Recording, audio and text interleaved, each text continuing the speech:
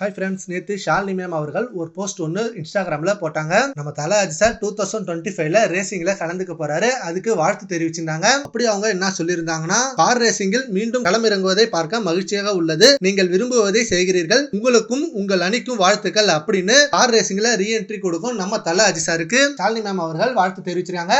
And இதுக்கு முன்னாடி நாள் தான் ஷாலினி மேமும் அஜித் சாரும் ஒரு செல்ஃபி வீடியோ ஒன்று ரிலீஸ் பண்ணாங்க. அண்ட் இப்போ நம்ம தல அஜித் சாருக்கு விஷயம் பண்ணிருக்காங்க. அண்ட் இது இல்லாம நம்ம தல அஜித் சார் எப்பப்போ எந்தெந்த ரேஸ்ல கலந்துக்க போறாரு அப்படின்ற அனௌன்ஸ்மெண்ட்டையும் அவங்க அந்த போஸ்ட்ல கொடுத்திருக்காங்க. 2025 ஜனவரி 12 அன்னைக்குலாம் வார்ம் அப் ரேஸ்ல கலந்துக்கிறாரு. அண்ட் அதுக்கப்புறம் ஏப்ரல் மே அப்படின்னு செப்டம்பர் வரைக்கும் அந்த ரேஸ் போயிட்டு இருக்கு. நம்ம தல அஜித் சார் இந்த ரேஸ்ல கலந்துக்கிறது நம்ம ஷாலினி மேமுக்கு அவ்வளவு ஹாப்பியா இருக்கு. அண்ட் நம்ம தல அஜித் சாரோட ஃபேன்ஸுக்கும் செம்ம பெருமையா இருக்கு. ஏன்னா ஒரு நடிகனா மட்டும் இல்லாம ஒரு பெரிய கார் ரேஸ்ல கலந்து நம்ம தமிழ்நாட்டுக்கு மட்டும் இல்லாம இந்தியாவுக்கே பெருமை சேர்க்க போறாரு அப்படின்ற ஒரு மனிதனா இருக்காரு அப்படின்னு ரொம்பவே சோசியல் மீடியா ஃபுல்லா செம்ம ட்ரெண்டிங்கா போயிட்டு இருக்கு.